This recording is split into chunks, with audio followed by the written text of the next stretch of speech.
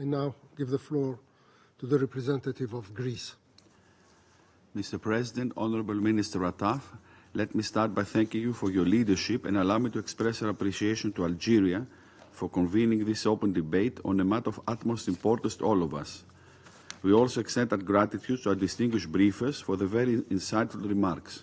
Mr. President, terrorism and violent extremism are spreading rapidly across the African continent, especially the Sahel and West Africa, constituting a substantial threat to international peace and security, including maritime security, which is vital to global trade.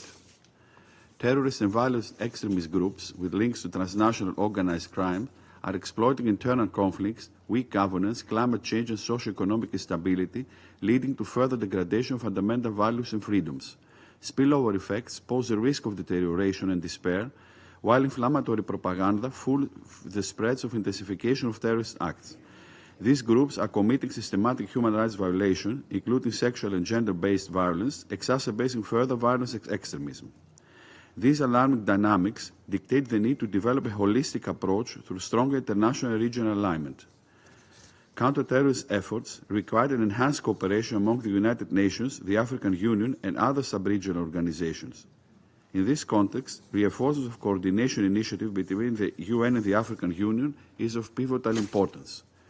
Greece extends her unequivocal support to our African partners in the fight against terrorism and violent extremism. Mr. President, allow me to highlight 3 key points.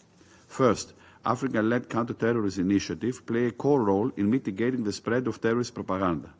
We express our strong support to regional efforts such as the Abuja Declaration, the African Union Silencing the Guns Initiative, the Accra Initiative, ECOWAS and SADC. Enhanced multilateral counter-terrorist cooperation and robust border security among states, especially across the Sahel and West Africa, are essential to tackle the expansion of terrorism and violent extremism. Second, joint efforts by the AU and the UN in various peacekeeping missions set an example of how AU-UN cooperation extends beyond traditional peacekeeping.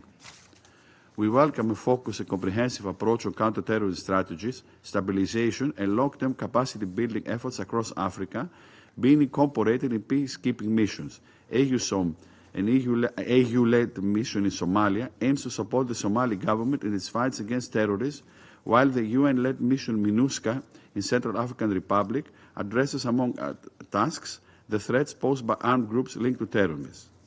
At the same time, we remain concerned on the security and peace-building vacuum currently experienced from the drawdown of missions like MINUSMA, UNITAMS, and MONUSCO.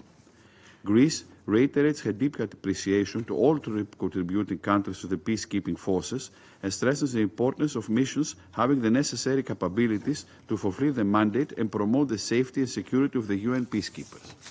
Third, international law, including human rights law, provides a framework for the application of measures, strategies, and policies to counter the financing of terrorism.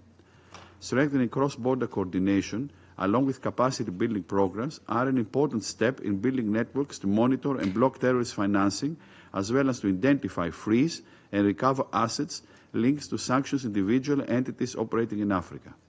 Mr. President, in concluding, let me reassure you that Greece remains fully committed, in cooperation with our African partners, in advancing cooperative regional international initiative for combating terrorism and violent extremism, one of the most disruptive and imminent threats for our societies. I thank you.